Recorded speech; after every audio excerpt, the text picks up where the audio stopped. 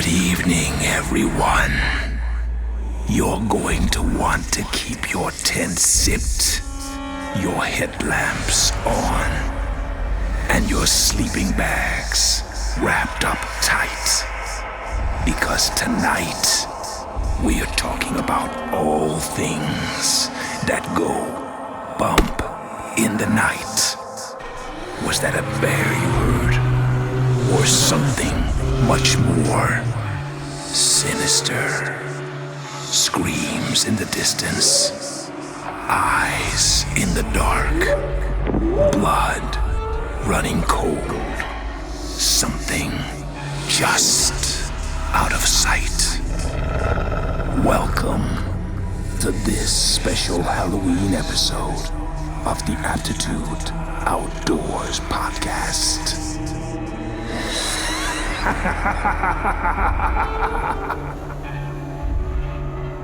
Hey everybody, welcome back to this special edition two-part Halloween episode of the Aptitude Outdoors podcast. Up first, we are joined by the Judge, also host of From the Shadows podcast, and he is going to tell us a terrifying tale of a run-in he had as a young man in the cornfields of Northwest Ohio with the elusive Dogman. So let's dive right in. Judge, the Judge, welcome to the Aptitude Outdoors podcast. I know you have your own podcast, which we'll talk about here in a minute.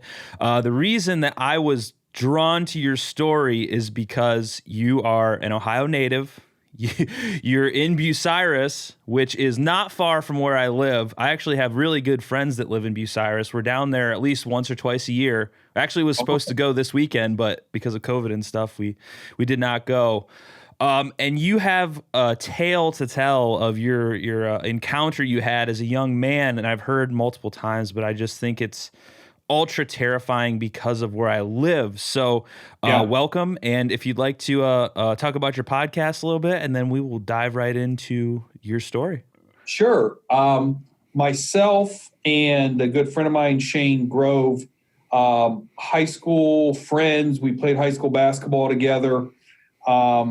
And have always, been close. And we started talking about, cryptids and paranormal stuff. And kind of based upon my experience that I had as a kid, we said, maybe we ought to start a podcast. And the purpose of the podcast was basically to give a forum for people who had similar experiences or unique experiences, either with cryptids or the paranormal or ghosts or UFOs or anything that they couldn't understand or explain, give them an opportunity to come on the show and talk about it.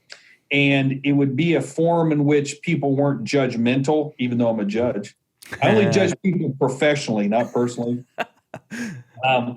But because when I was a kid and I had this experience that I'm about to tell you, there were no podcasts, there was no internet, there was no method for me to talk to other people and think, what is it that I really saw and what was this thing? And we thought, 20 years ago, 30 years ago, these podcasts would not be successful. But because mainstream media has embraced the cryptid world, now is the perfect time in history to delve into these subjects. You can't turn on the Travel Channel without seeing some show that deals with cryptids or UFOs or paranormal or ghost hunting or something like that. Yep. And there's a reason why that is, and that's because there's an audience base out there that is thirsting for these topic areas. And so that's what we found, and this was the perfect time in history for me to bring it out. So to take you back in time, it was mid-'80s, somewhere around 85, and I was a high school kid, and I had gotten talked into running the Bucyrus Bratty Run, which at that time was a 10K, which is 6.2 miles. And so I had a guy that was training me, because I wasn't, I was a football player, basketball player, baseball player. So, I kind of committed to this. And so I said, okay, I'm going to have you, teach me how to run distance and stuff like that. So he set up a training program for me. And it just so happens that on this particular day, I was supposed to run 5 miles. And it had been hot. And I mean, the 3 days leading up to this day, it had been really, really hot. And I was like, man, I don't want to go out and run in 95 to 100 degree heat. I just don't want to do it. And so I had 2 choices. Either get up really early in the morning before the sun gets up in the heat of the day, which I am not a morning person. Not at all. Or I just go out and run at night. Now, I'm a night owl. And even to this day, I stay up till 1 and 2 o'clock in the morning every single night. My biorhythms, I just can't seem to just settle down. So I lived on State Route 4 going north. So about an hour north of Columbus, I'd probably say. You go through Bucyrus and you're on Route 4 north and you're headed towards Lake Erie. And I lived in a house that sat what would be, I'm terrible with directions. So it would set on the east side of the road. Okay. So it'd be on your right. Yeah. That was right and left. So if you're headed north, I'm on the right side of the road. And there's a little side road just before you get to my house on the left, which would be the west. It's called Temple Road. And Temple Road, was a great training road because it was perfectly straight, and you could run all the way down to Temple Road till it dead ended into State Route 19, and that was 2.5 miles. So it was 2.5 miles exactly to State Route 19. So all I have to do is run there and back, and there's my 5 miles. Right? The good thing about those country roads. Yeah, and the nice thing is there were markers along the way. There was a house that was at the half-mile mark. And then there was a crossroad called Flickinger Road, which was the mile mark. And then there was Eaton Road, which I think was like the 1.5 mile mark. And then you get down. So there was these nice landmarks because back then you didn't have these watches with GPSs on it that told you how far you ran and how fast you run, stuff like that. Yep.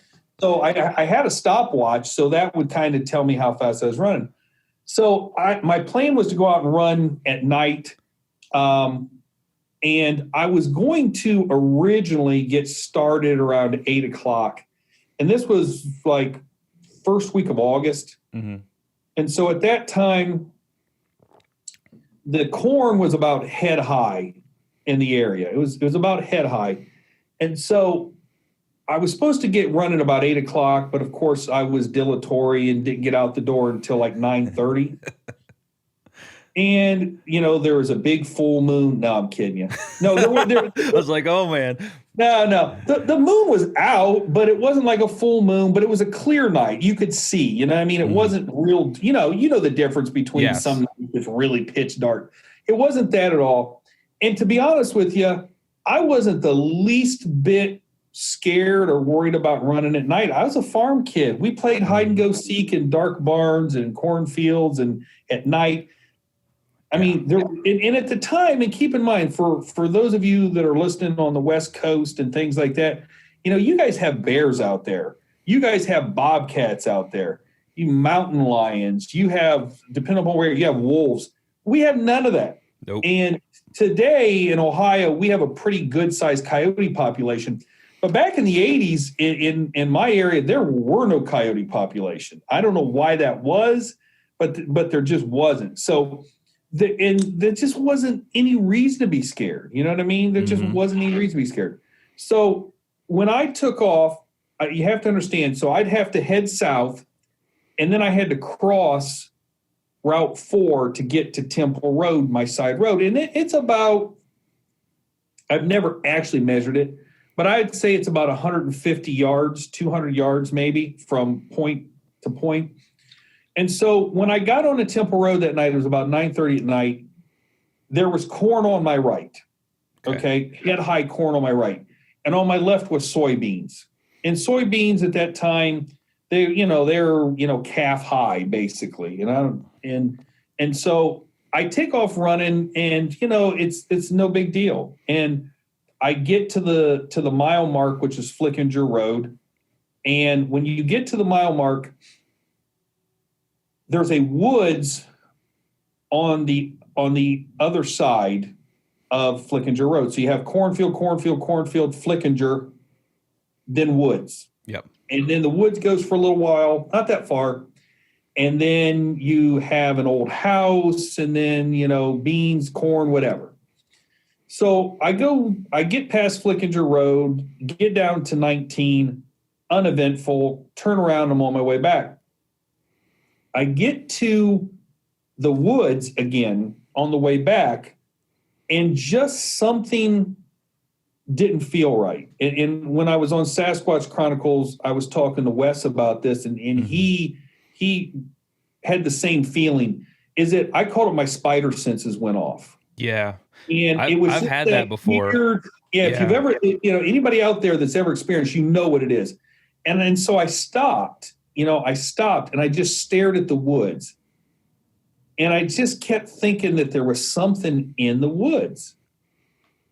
Well, I stared at it a little bit, and then I heard something, and I looked, and something was in the corn.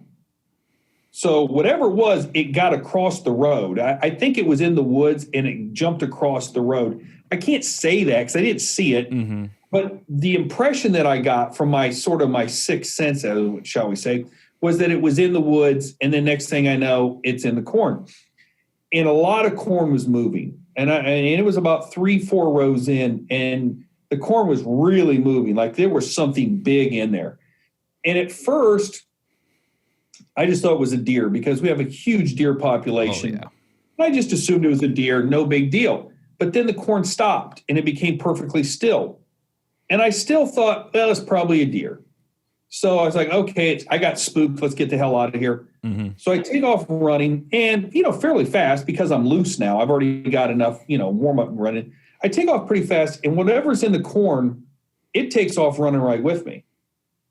And the very strange thing about it was that it was keeping perfect pace with me. Perfect pace. And that was really weird because that is not something that a deer would do. No. A deer would have ran away, the opposite. So I stopped, like instinctually, I just stopped. And when I stopped, it stopped. I mean, when I say it stopped and the corn did not move, not a single stalk. Like it was perfectly still. And that really spooked me because at that point I knew no deer would do that. And there was way too much corn moving for that to be a dog. Mm-hmm. And then I thought, well, could it be a person? Could somebody be out here trying to prank me or scare me or do something? But you have to understand, and if any of your listeners out there, and probably most of them have since you're an outdoor show, you can't run in a cornfield at night as fast as somebody on concrete. Absolutely. They literally in pretty good shape. You know what I mean? At the time, I was in really good shape, and I was scared. So my adrenaline, was kind of going. So, I mean, I was able to deduce pretty quickly that that's not a person in there because well, first of all, you're in the middle of nowhere. Yep. There's no houses around. There was absolutely, what would the odds be that some person just happens to be out on a country road at 10 o'clock at night with the happenstance that maybe some kid's going to be jogging by and I'm going to scare him. You know what I mean? 0%. I grew up in the 0%. Same area. Like I grew up in the same place. It's like what you're saying to me makes so much sense. Like people that live out in the mountains and stuff, they're probably like, what are you guys talking about? But for me, I'm like, this is outside my front window right now. So yeah, there's zero, nobody just hangs out in the cornfield by themselves. No, they don't. So, so this game was played back and forth where I would take off running, it would take off running and keep pace with me. And when I stopped, it would stop. So, and I'm kind of, glossing over some of the finer details. And I don't know how much your listeners want to hear the finer details of that evening. But I figured out that, look, I don't know what this thing is, but it's clearly faster than me. I mean, because I'm running really damn hard and it's keeping up with me. But the creepy thing about it was, how did it know when I stopped? Yeah. You see what I'm saying? That's what really started to send the chills up my back was I can't see it. And it clearly was 3 to 4 rows in because you could see the corn moving. How did it see me? It couldn't. No, so then in the back of your mind, you're like, this thing is smelling me. And is its olfactory sense is so good that it can stop exactly when I stop. You know what I mean? Like, it wasn't like I stopped and it ran 3-4 feet by me and then came back. No, when I stopped, it stopped. And it just, and I'm like, holy smokes. So I knew there was an old farmhouse that no one was living in at the time, I don't believe. There was an old farmhouse going to be on the right side of the road, so opposite of the corn, okay? And I knew there was a big tree there, and I thought, well, here's what I'm going to do. Screw this. I'm going to just climb this tree. I'm a country boy. I've climbed lots of trees. I'm going to climb this tree, and I'm going to get as high as I can and maybe look over and see what's in the corn, or I'm just going to stay up there all night until somebody comes and finds me because, you know. Yeah. But when I got to the farmhouse, which was the half-mile mark until I got home, somebody had dehorned the tree. They cut all the branches, and the thing was skinned. And so there's no way. Look, I'm not like those guys you see down in the Brazilian rainforest that can just barefooted up a tree. So I'm like, oh, man, I'm screwed. And so at this point, you know, my heart's beating really, really heavy because my adrenaline is really pumping hard. And you almost like, there was a point in time where I almost hyperventilated. Yeah. Because I was breathing so hard because I was so scared. And because I know, I mean, at this point I figure I'm being stalked. You know, this thing is stalking me. And I don't know what it is. I know that there's nothing indigenous to my county. And I've got to be honest with you, you know, and I've talked to people and they say, well, if I were you, I would have. Well, yeah, right.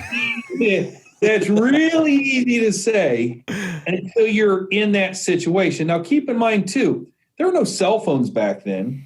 I don't have a cell phone where I can call somebody. And the other thing is I'm a 15-year-old kid. So, I mean, today, if it was me, I would just go break the window of the house and climb in through a broken window and say, look, when the cops get here, I'm going to explain to them what's going on. And I'll explain it. But as a 15-year-old kid, you don't think in terms of that. You know what I mean? Like, it never crossed my mind to break into somebody's house. You don't want to get in trouble. Yeah. No, I don't want to get in trouble. Well, no, instead I get 8. But, but no. And the other thing is you're living it. And then when you're living it in real time, sometimes the brain refuses to accept reality when that reality is beyond your understanding. So part of me wanted to believe that this was just a deer or a dog or a person, that this wasn't really something that was supernatural or something out of the unexplained. But my heart, the way it was beating, told me you're in a fight or flight situation. Like, I knew I was in big trouble because there is nothing out there that would be able to do this that's natural. And whatever this thing was, it was bigger than me, it was faster than me, and it was toying with me. And then you start questioning yourself, why is it toying with me? You know what I mean? Why is it toying with me? So with a half mile to go, I have to come up with a plan. And I remembered that one of my best friends lived to the right. I live to the left, okay, when I get to Route 4. So I thought, well, shoot, I'm just going to cut diagonally across this soybean field to my buddy's house. But and once again, if any of you are familiar with soybeans, there's no way. You would have tripped in 5 seconds. There's just no way you're cutting across that without getting tangled up, tripping and falling. And I knew that, when you're a kid and you play tag, like in gym class, I wasn't necessarily the fastest kid, but in gym class, there'd always be that fast kid, but you could juke him. You know what I mean? If you're on the gym floor, he's running straight at you full speed and you can't outrun him. So you don't run. You just wait, and then you kind of juke left or you juke right, and he misses you. Yep. In my mind, whatever was in the corn was the fast kid in the game of tag. It was faster than me. But at least on blacktop, maybe I could juke it. But in that soybean field, there's no way in hell. I mean, I'm going down. Yeah. So I rule out the possibility of cutting across the soybean field. And I say to myself, look, conserve your energy, just conserve your energy. Because like I said, I was borderline hyperventilating. And I knew I had to bring my heart rate down. I had to gather myself for one big sprint. So the plan I concocted was I was going to go real slow until I got pretty close to Route 4. And then I was going to take off on a dead sprint when I got to Route 4. And I was going to turn right and I was going to head to my buddy's house because my buddy's house was closer than what mine was. But the other reason why I decided to turn right was, keep in mind, if I would have turned left to go to my house, I was going to intersect with this thing. We were going to run right into each other because the corn did not run right up to the road. Yeah. You know this because you live in these areas. There's a ditch, and then there was about, I don't know, I like to say 15 feet, 20 feet maybe of just like weeds, wildflowers, and then the corn picked up. And the reason why that is because farm machinery, when they're trying to plant those rows, can't get totally turned around that close to the beans, right? So they turn around a little bit sooner, and that's why the rows of corn don't run all the way up to the ditch.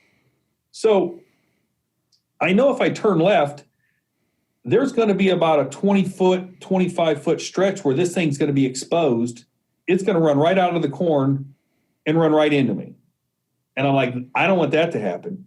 So I figured if I turned right, then I could get as far away from it physically as possible. And then I got about a 200-yard sprint for my life to get to my buddy's house. So complicated with that fact, I mean, that in and of itself is risky. But there were semi trucks that just blew up and down Route 4. I mean, when I was 12 years old before my mom would let me go get the mail from the mailbox. That's a busy road, like all the way to Cedar Point. I'm telling you, our mailbox sat right on the road, and you literally would have the mail would get sucked right out of your hand, right underneath the truck. Somebody told me what that's called. I can't remember what effect that is, but there's a scientific term for that. Yeah. My dad called it the suck. That this thing would just suck it right out of your hand. I can't remember. Somebody told me what it was one time. But so like I said, my mom wouldn't even let me go get the mail until I was 12 years old. And I never owned a bicycle in my life until I became an adult because there's no way my mom's going to let me ride a bike on Route 4 because you would get murdered. Yep. And for those of you who are out there, Ohioans, you know what I'm talking about. So I have to balance the fact that I got to try to sprint across the road and not get hit by a semi. So I take off slow, and when I take off slow, it takes off slow. As I build speed, it builds speed. So I stop with about, I don't know, it was probably about 50, 60 yards until I hit Route 4. I just came to a stop, and it came to a stop. And I said, okay, I'm going to get ready, and I'm going to do on your mark, get set, go in my mind. And I am going to take off like a bat out of hell. And I'm going to time it. And I remember stopping, and this is it, and I looked right, and there was no cars coming, and I looked left, and although the corn was higher, if you get out there, you'll be able to see. If there was a truck in the distance coming, you could see the top of it. You could see its lights. And I saw there was a semi coming, but I knew if I took off like a bat out of hell, I could beat the semi. So I take off full gun, and I tell myself, don't look. Don't look. Don't stop and look. And as I'm running, I slowed down because part of me, well, you know what it's like. What's your mom tell you before you cross the road? Look both ways. But what do you do first? Stop and look. Stop and look. Yeah. So there's something sort of ingrained to me to just slow down because I really, really was worried that maybe there was a car in front of that semi and I was going to get drilled. So I slowed down and I looked left. And as I looked left, what was in the corn crested the corn. And I saw it. And it was about 6 foot tall. The head of a dog, slender body, long arms, very long arms. And its shoulders were rolled. Imagine somebody with really bad posture. Okay. Somebody with really like a hunch to their back and their shoulders roll forward. I like to describe it if I'm a big football fan, but if you ever watch football and somebody who's like a linebacker, you know how they get into an athletic stance and they're ready to spring forward. They got, their shoulders that's what it looked like. And the first thing that I thought of when I saw it was the Egyptian god Anubis. Yeah. That's what it looked like to me. That was the only frame of reference that I had was it looked like the Egyptian god Anubis. And at no time did I ever think werewolf. And because when I was a kid growing up, the werewolf was Lon Chaney Jr. wearing a pair of tattered jeans and a flannel shirt and a flat human face, you know what I mean, with hair on. That was the werewolf, So in my mind, the only thing that I could classify it was it looked like the Egyptian god Anubis. And it looked like it, to me, it looked like it was going to drop to all fours and run. It was going to chase me. So I see it, you get that extra jolt of energy, like, Yeah. And I take off across Route 4. I obviously did get hit by a car. And I'm dead sprint. And in my mind, I imagine this thing's on all fours behind me, galloping, running at me. If you ever seen like an Irish wolfhound running, that's what I imagine this thing was chasing me. So I'm coming close to my buddy's house, and they had a swimming pool, an in-ground swimming pool. It was really nice, and it was like 10 foot deep on the deep end. And they had a gate, one of those chain link, gates, basically, with the scallops over the top. And sometimes it was open, and sometimes it wasn't. And I was really, really hoping that gate was open, because if it's not, and I have to stop and try to flip the handle, this thing's got me. So I'm running and running, and I look, and the goddamn gate's closed. So, always. Oh, yeah. So I make up my mind, I'm just jumping it. I'm jumping it. Now, I can't jump that damn high. So when I get there, I jump like the old Fallsbury flop from the old high jump days. I jump and I put my right hand on top of the fence and swing my legs over. And of course, I'm not wearing a shirt. I'm wearing a pair of shorts. Mm-hmm. And the scallops, the way the way the fence is, it just cuts me right across my side, gouges me. Mm. And I land and I kind of stumble, and my instinct was just dive in the pool.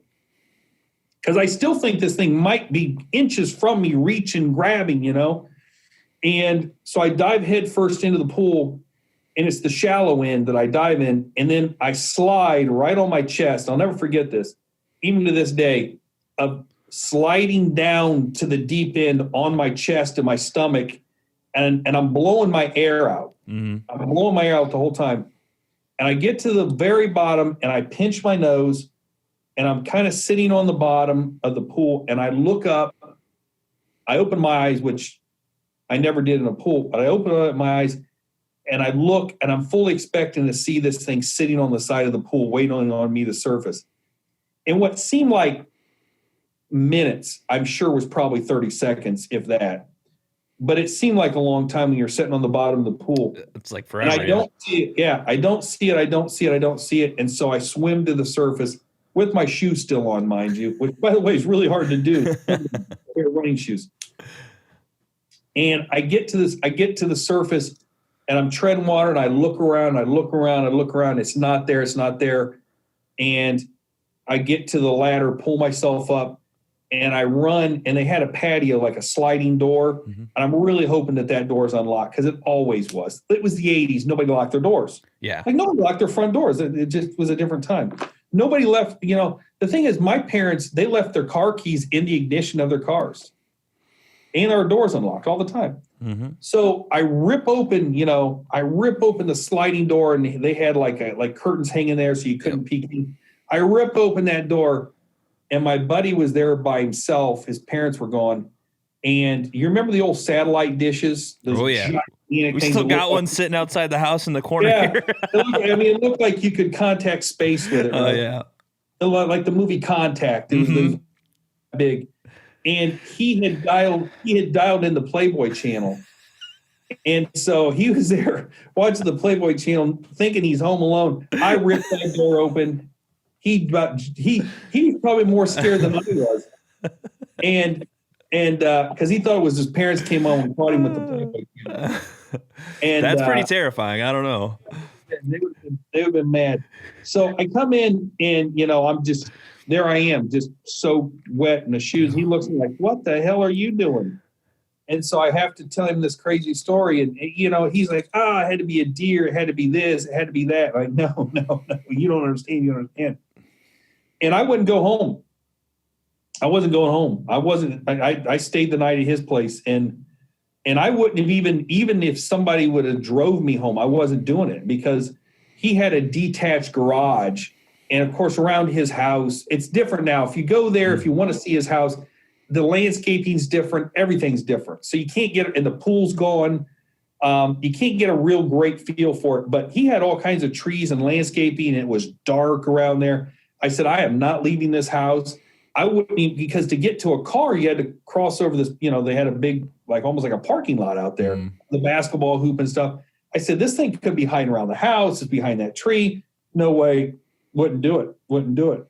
So I ended up staying the night but I didn't tell people what I saw. I told the very next night I played cards with Grover and the rest of the guys on the basketball team. And I told them guys what happened, but I left out the whole thing, what I saw.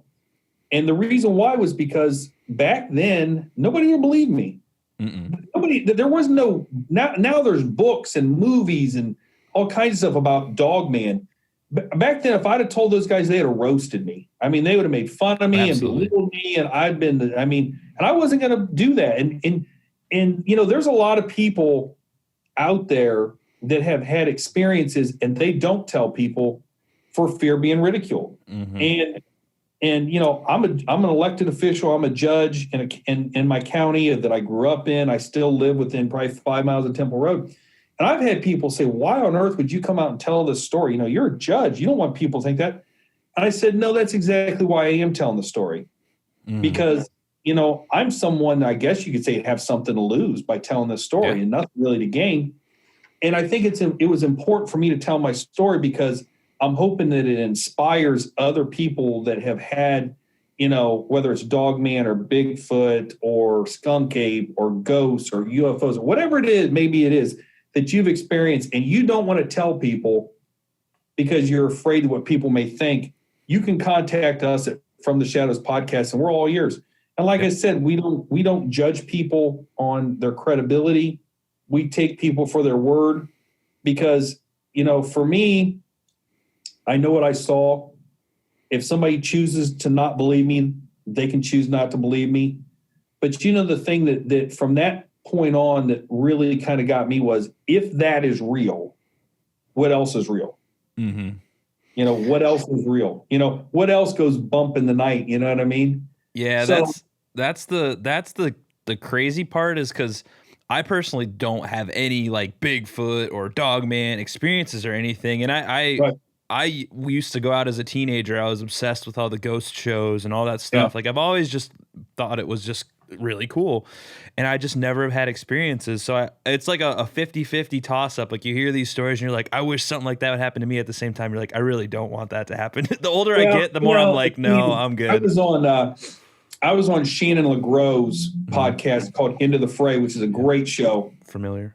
And she asked me, if you could do it all over again, would you want to see another Dogman? I said, hell no, I don't want to see Dogman. They shoot one or catch one, but I don't want to be out in nature and run into one. You know what I mean? And the thing about it is, and this is for your listeners out there that enjoy hiking in the woods and things like that, there are things out there we don't know what they are. We can't explain them. And whether they are biological flesh and blood creatures or there's something that's supernatural or a combination of both, those things are out there. And, I don't go into woods, and I enjoy hiking, but I will not go into the woods at night. I can tell you that right now. And I will not go in the woods unless I usually carry a Taurus Judge.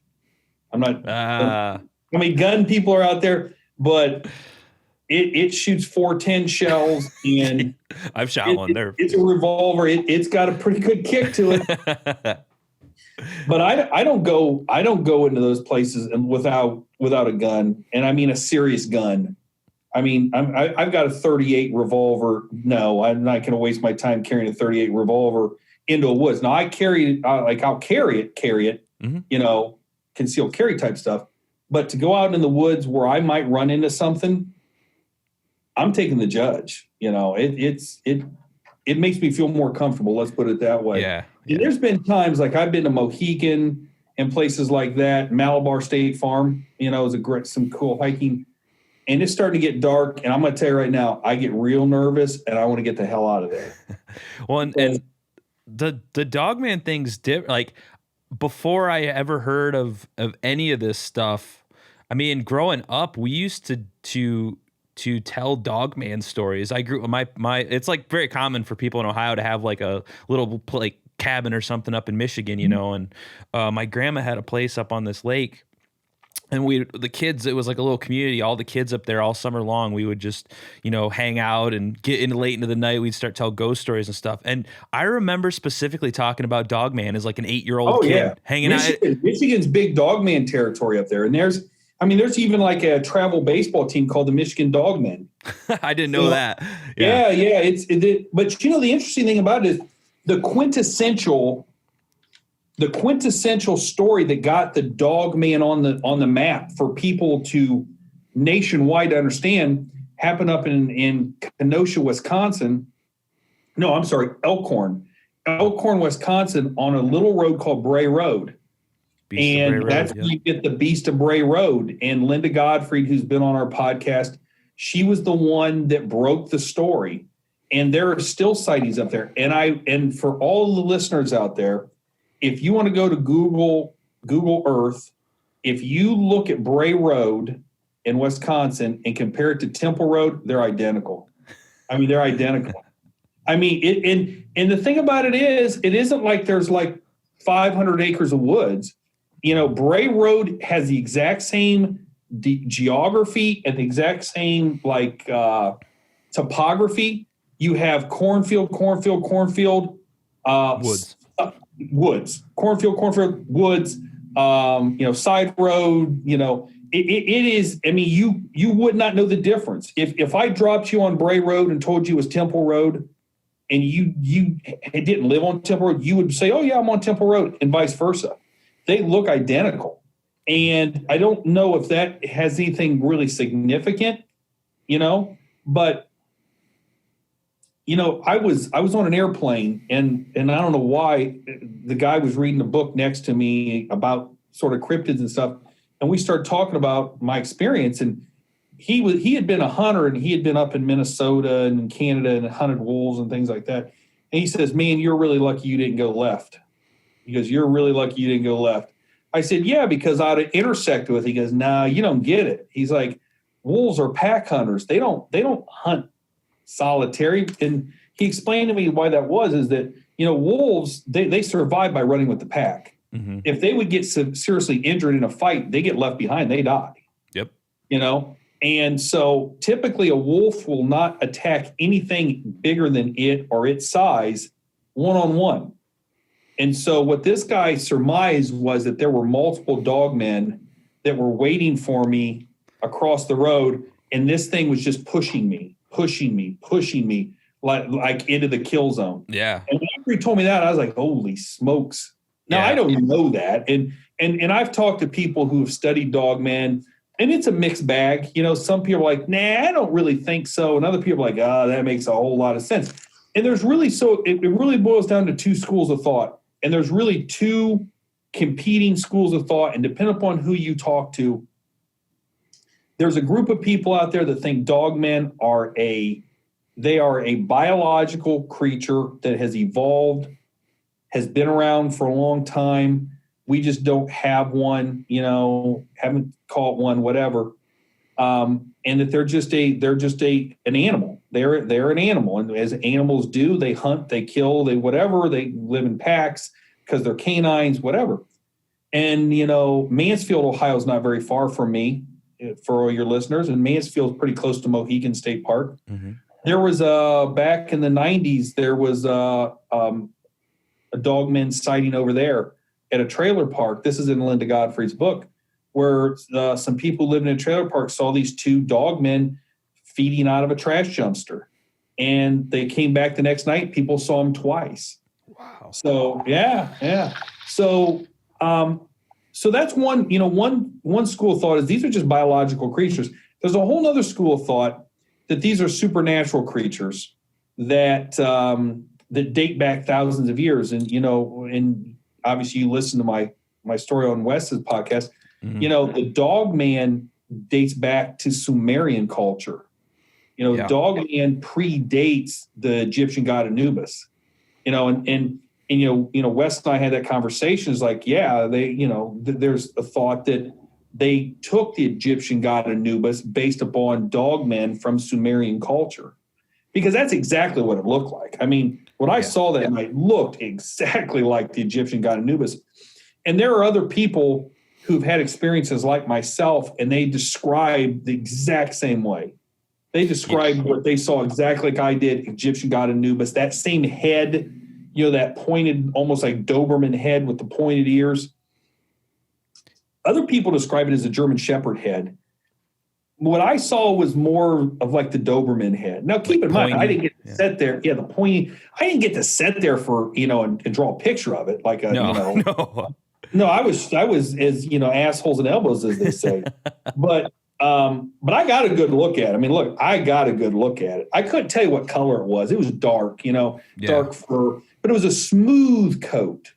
It wasn't a scruffy, mangy dog look. It was a smooth looking coat.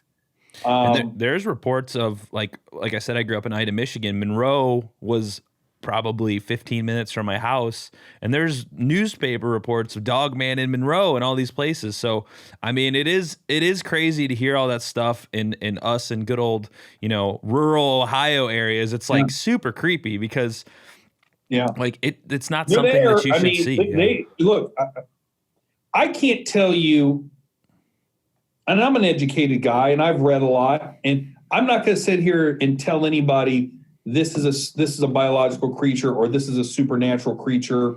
I don't know. And I would just be giving my opinion if I did. So I try not to.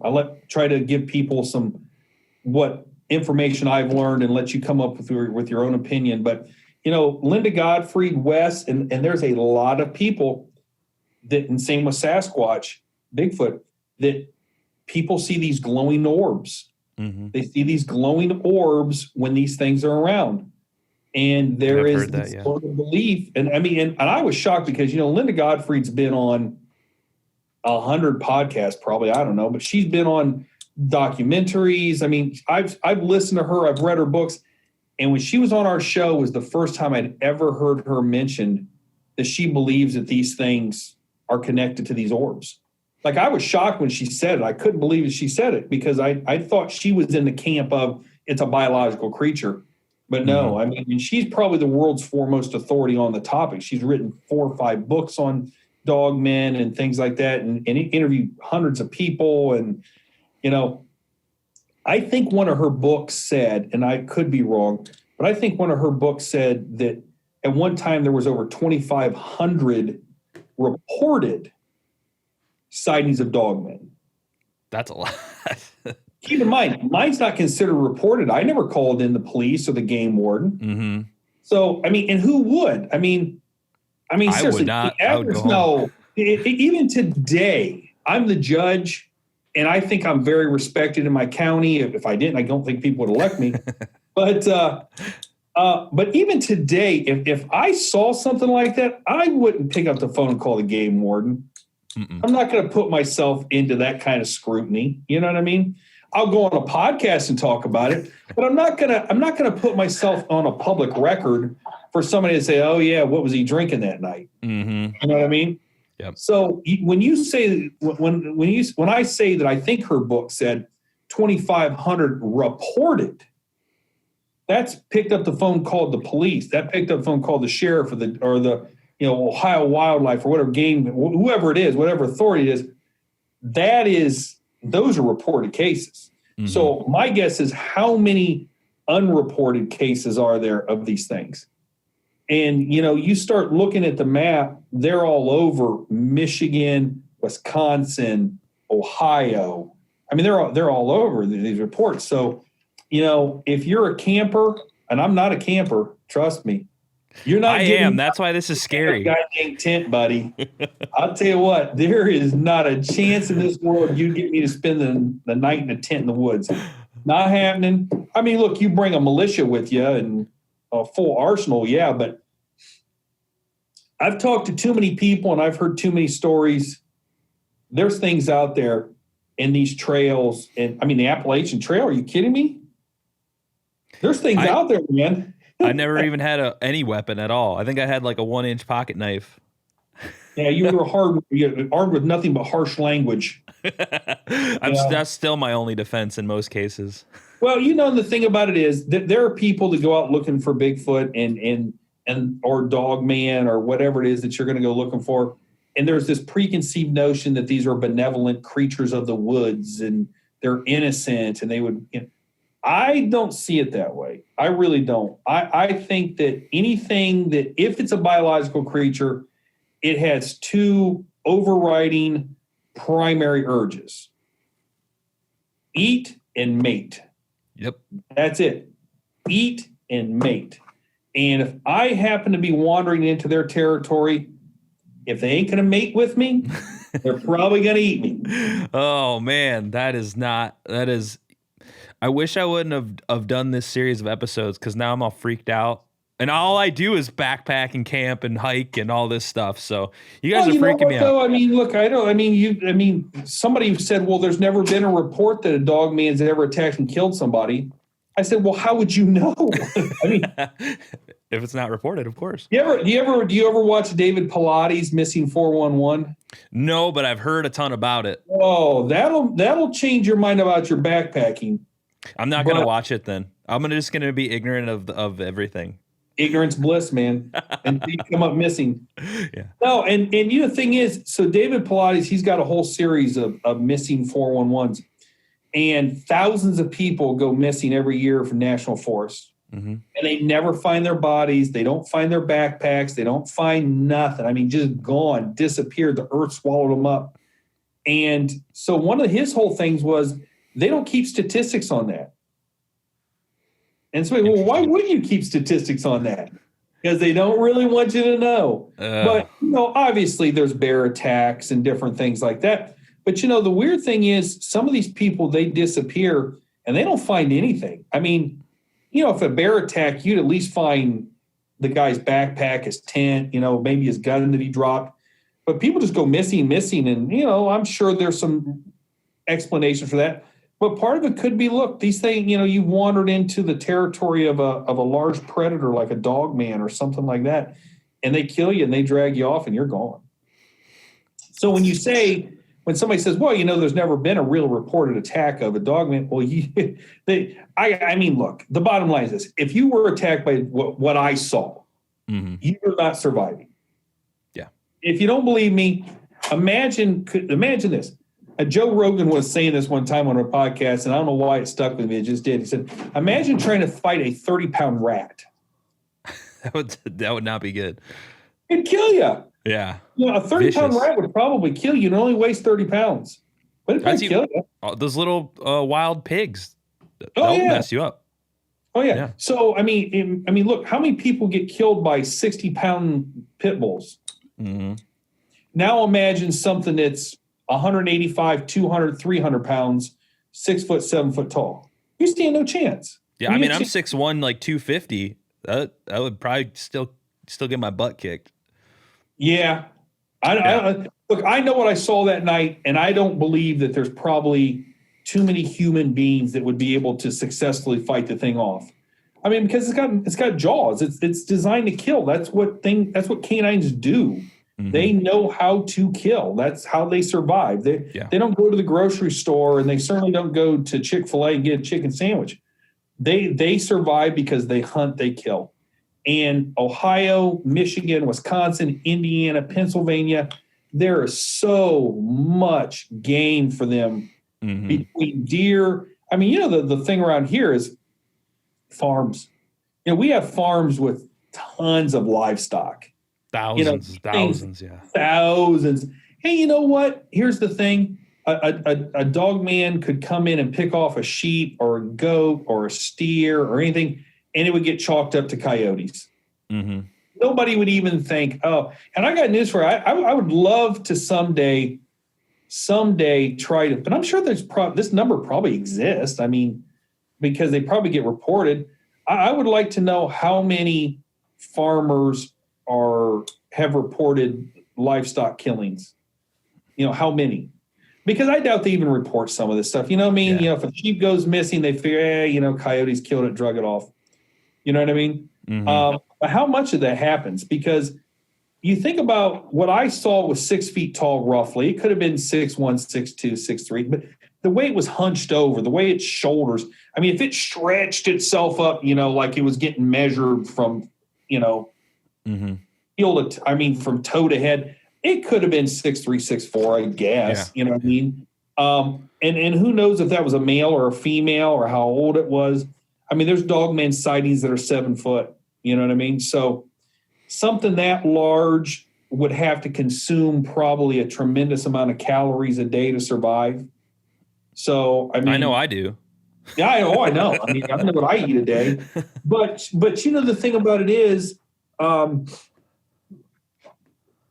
if it has to eat that much to survive, you know what I mean? Then I think about bears, and bears generally don't want to eat humans because we don't possess the amount of fat content or whatever that they want. However, once a bear kills a human, that's all it wants. And the reason why is because what a bear really wants to eat is organs. So when it kills an elk or a moose or something like that, those things have 7, 8 layers of hide. Yeah. And so they really have to work to get to the organs that they want. A human has 1 layer of skin, a little bit of subcutaneous fat, and you're right there to the organs. Yeah, we're pretty wimpy. So when a bear kills a human and it realizes how easy it is to get to the organs and how easy we are to eat, that's all it wants. It quits thinking about moose, it quits thinking about elk, and all it wants are humans.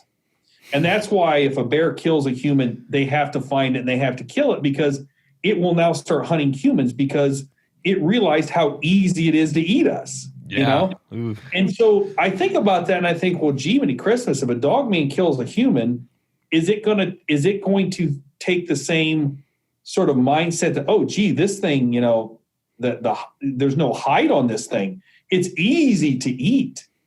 And so therefore, gee, humans run a lot slower than deer. Incredibly slower, yes.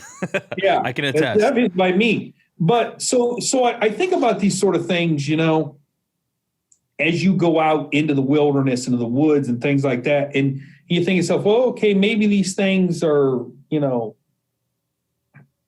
I don't know. Maybe they're biological, maybe they're not. But everything eats, yes. Right? Everything eats. And what's it going to eat? And you would think it's going to eat the easiest thing it is to catch. And you put us out into the wilderness. We don't climb trees real well. We can't burrow underground. We're not as fast as rabbits or deers, et cetera. We are easy prey. Mm-hmm. And so, you're not wrong, yeah. And so, you're not catching me. And the thing is, I do day hiking, and that's it.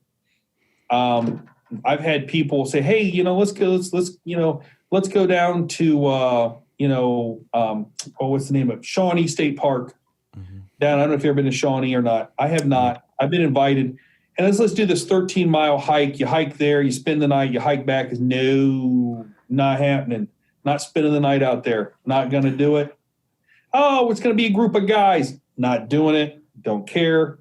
I know it's out there. At least I think I know it's out there, And there's, I've seen on like Monsters and Mystery, Terror in the Woods, different shows on the Travel Channel. Mm-hmm. Look, there are people out there in packs of 3 and 4. They get menaced. So, yeah. I've been in this situation. I don't want to be in this situation ever again. I just don't. It's terrifying. It's a life changer. And even to this day, if it's dark out and I'm going to walk out to my car to get something, I look left, I look right. There's a tree, there's a shadow. What's behind that tree? I mean, it's ingrained into my head, and it always will be. You know, I don't, you know, I go out in my backyard and I have a bunch. I live in the city, but it's really close to the country, so I have a lot of trees and bushes and things like that. And man, there's a lot of shadows out there, and I get nervous every time I'm out there because I don't know what's out there. Yeah, you had a rough experience. Right. And I'll tell you, and that's really kind of where we came up with the name of our podcast, From the Shadows Podcast, was because there are things that lurk in the shadows that we can't explain. And, you know, I've seen them, other people seen them. And I'm not just talking about Dogman, I'm talking about all kinds of stuff that's out there. So, yeah. So, thank you for your time. That story, every time I hear it, scares the crap out of me because it's literally like what you explain is out my front door. You know, like it's open corn. They just cut the corn down like 3 days ago or something. It's just like woods, corn, soybeans. So you're telling this story, I'm like, that is where I live right now. So I know you're a busy man. I appreciate you telling the story again. You're probably sick of telling it because you've been on a ton of podcasts. I don't get sick of telling it because I know that every time I tell it, there might be somebody out there that's listening to it for the first time. And maybe that person has had a similar experience, or maybe that sparks that sort of inner fire to go out and learn more and stuff like that. So no, I don't mind telling it. It's fun to tell it. It was not fun to live it. I could imagine. That way. It's not, but hey, but if any of your listeners out there want to come and check us out, From the Shadows Podcast, we have a whole diverse catalog of shows to listen to. We had a guest by the name of Ashley Payton with Haunted Ohio, you know, folklore, which is a good episode. We have a local historian named Mark Corey who tells the Colonel Crawford story. I don't know if I don't know that one. No. Oh, Colonel Crawford was the real historical figure. That's where we get the Crawford County from, in Colonel Crawford High School. Go listen to that crazy story about how Colonel Crawford was basically abducted by the Indians and basically tortured to death. But it's a great story. Wendy Coyle, Ohio's Buried Treasure. This I think would pique some of your people. She's written some books on legends and folklore of where there's treasure buried all throughout Ohio. Some really cool stories. There's one in Bucyrus with a buried treasure story out in the woods. So listen to that. That may spark some people to get their metal detectors and go on a treasure hunt. And, you know, we have just other stuff, haunted houses. We have Bigfoot experts. I mean, we have some of the leading people in the world, like Ken Gerhard. You've seen him on TV. Nick Redfern, who's on TV. Linda Godfrey, the godmother of Dogman. You know, we're hoping to get Wes on. That'll be a good one. Pretty soon, you know. So, yeah. So all your listeners out there, you know, we try to have a good time with it.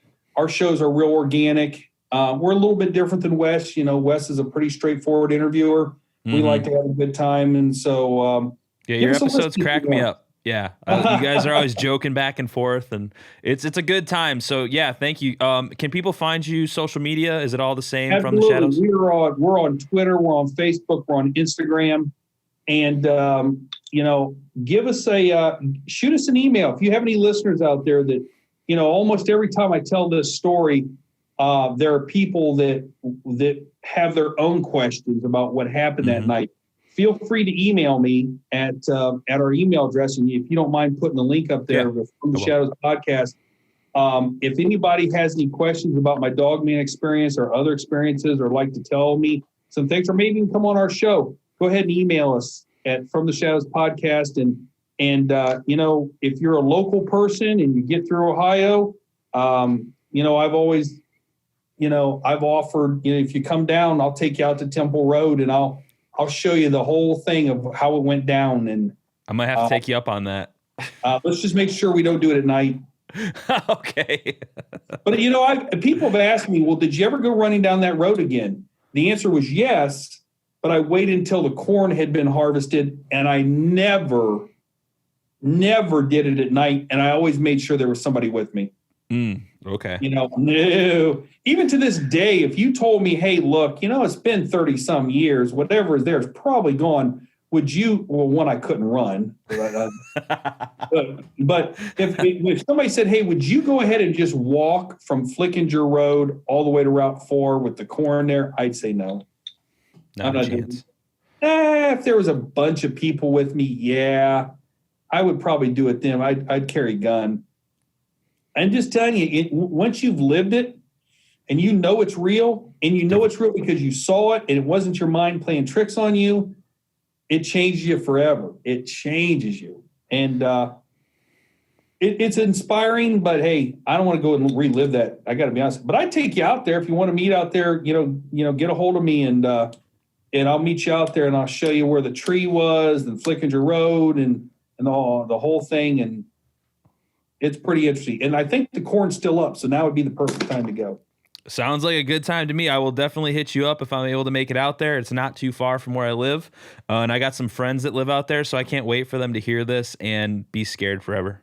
And the thing is, one last thing before we jump off. Yeah. I was on Shannon LaGrose, like I said, and there were some people that reached out to her that wanted to talk to me. They were local people that had weird experiences at almost the exact same time that I did. So there was a lady who lived on Quaintance Road, which is literally within a mile of that spot, who had a weird experience with her dogs, and there was something outside her house, and the dogs were scared. She had 3 Doberman pinschers that were, the prototypical guard dogs. Yeah. When anybody came near that yard, they barked.